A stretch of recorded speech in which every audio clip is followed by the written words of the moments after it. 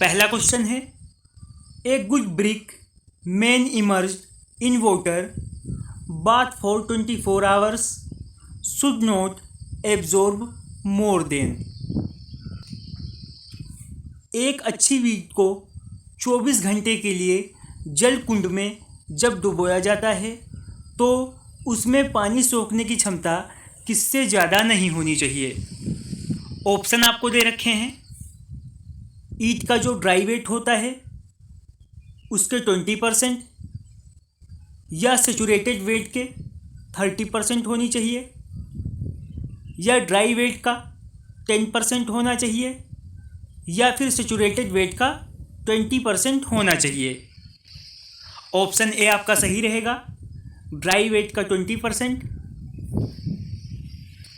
यहाँ पर आपको ब्रिक से संबंधित कुछ पॉइंट दे रखे हैं, ये भी आपको याद रखने होंगे।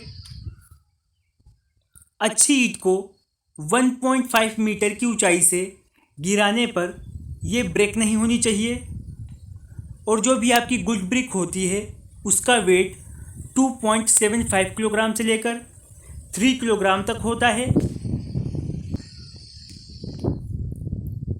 अच्छी क्लास की ब्रिक की compressive strength 105 kilogram centimetre square से कम नहीं होनी चाहिए, और जो आपकी सेकेंड क्लास की ब्रिक होती है उसके लिए पानी सोखने की क्षमता का मान 22% से ज़्यादा नहीं होना चाहिए।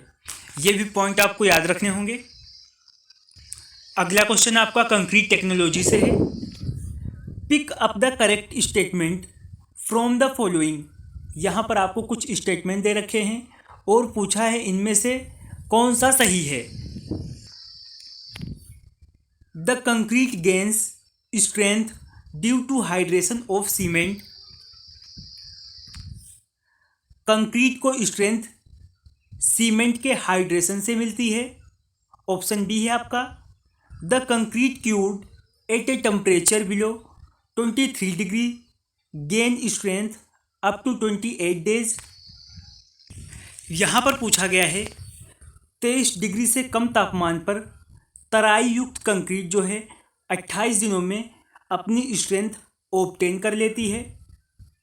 पॉइंट सी है, the concrete does not set at freezing point. Concrete freezing point पर सेट नहीं होता है। ऑप्शन डी आपका दे रखा है, ऑल ऑप्शंस आर करेक्ट, तो यही आपका ऑप्शन सही रहेगा। यहाँ पर आपको सारे पॉइंट एक बार में ही कवर कर दिए गए हैं। कंक्रीट की स्ट्रेंथ जो है वो हाइड्रेशन प्रोसेस के दौरान प्राप्त होती है। इस प्रोसेस में हीट का जो है अत्यधिक निष्कासन यानी हीट ज़्यादा जनरेट होती है, और कंक्रीट अपनी स्ट्रेंथ 23 डिग्री पर लगभग 28 दिन में प्राप्त करती है, और कंक्रीट जो है आपकी वो फ्रीजिंग पॉइंट पर सेट नहीं होती है। अगला क्वेश्चन आपका डिज़ाइन ऑफ स्टील स्ट्रक्चर से है। The modulus of elasticity of steel is assumed to be. इस क्वेश्चन में पूछा गया है स्टील में मॉडुलस ऑफ इलास्टिसिटी की मान्यता है। ऑप्शन ए आपका सही रहेगा, 200 किलो न्यूटन mm स्क्वायर।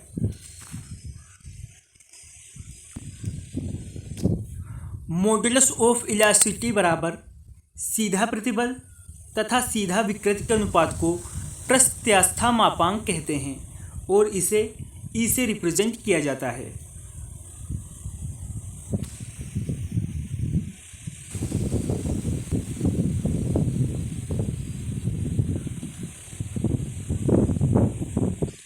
अगला क्वेश्चन आपका हाईवे इंजीनियरिंग से है।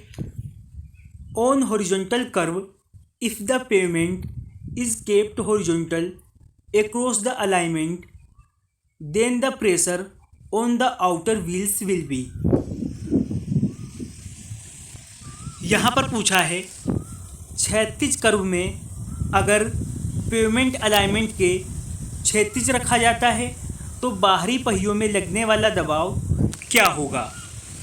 ऑप्शंस दे रखे हैं, more than the pressure under inner wheels,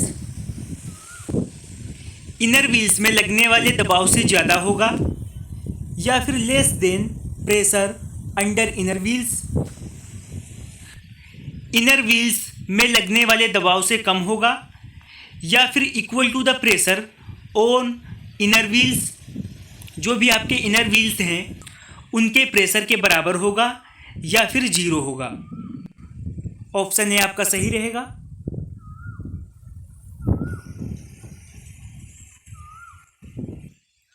अगला क्वेश्चन है, toughness index is defined as the ratio of.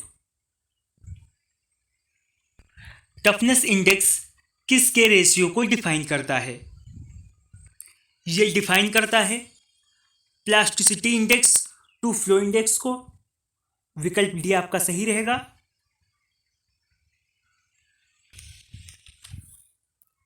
यह सुघट्यता सूचकांक तथा प्रवाह सूचकांक का अनुपात होता है।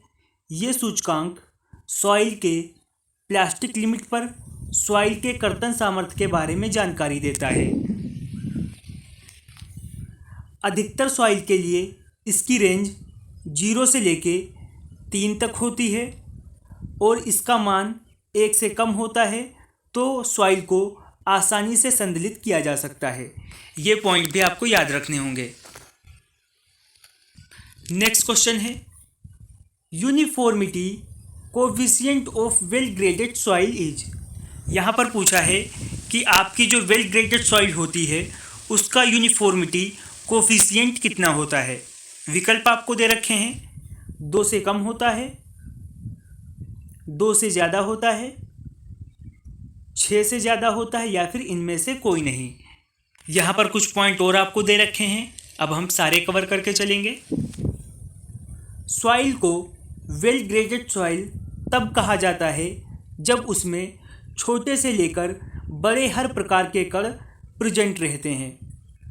वेल ग्रेडेड सॉइल का समानता गुणांक जो है D60/D10 15 से ज़्यादा होता है, तथा 1 से 5 तक समानता गुणांक वाली मृदा जो है आपकी समवर्गीय मृदा कहलाती है। आपकी पुअरली ग्रेडेड सॉइल होती है, उसका समानता गुणांक का मान 5 से लेकर 15 के बीच होता है। अगला क्वेश्चन सर्वे से है, चैनेज इज द डिस्टेंस मेजर्ड। यहाँ पर पूछा है चैनेज डेस मापी गई दूरी होती है। चैनेज से मापी गई दूरी कौन सी होती है? ऑप्शंस दे रखे हैं, along A chain line, chain line के एलोंग, या फिर चेन लाइन के परपेंडिकुलर, या टाई लाइन के परपेंडिकुलर। ऑप्शन डी है आपका इनमें से कोई नहीं। चेन लाइन के साथ मापी गई दूरी चैनेज कहलाती है। विकल्प ए आपका सही रहेगा। यहाँ पर आपको चैनेज से संबंधित कुछ जरूरी पॉइंट दे रखे हैं, ये हम करके चलेंगे। जब किसी भू क्षेत्र का सर्वे चेन द्वारा केवल रैखिक माप लेकर किया जाता है तो ये चेन सर्वे कहलाता है। ये आपकी सबसे पहली डेफिनेशन हो गई चेन सर्वे की। चेन सर्वे छोटे एरिया और सामान्य कार्यों के लिए सर्वेयर मैप बनाने के लिए किया जाता है।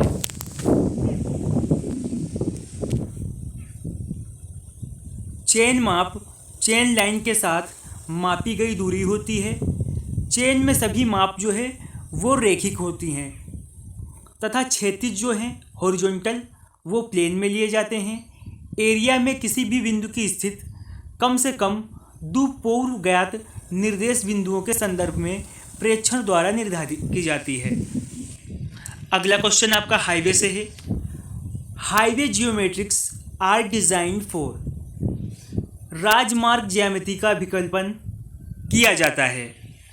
ऑप्शन डी आपका सही रहेगा 98 परसेंटाइल स्पीड के लिए। यहाँ पर आपको कुछ पॉइंट और दे रखे हैं।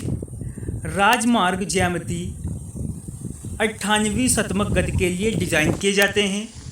यातायात को सुगमतापूर्वक सड़क पर बने रहने और सुरक्षापूर्वक ट्रांसपोर्टेशन को लगातार बढ़ते रहने के लिए एक सड़क पटरी को जिन ज्यामितीय प्रतिबंधों व अभिलक्षणों की पूर्ति करनी पड़ती है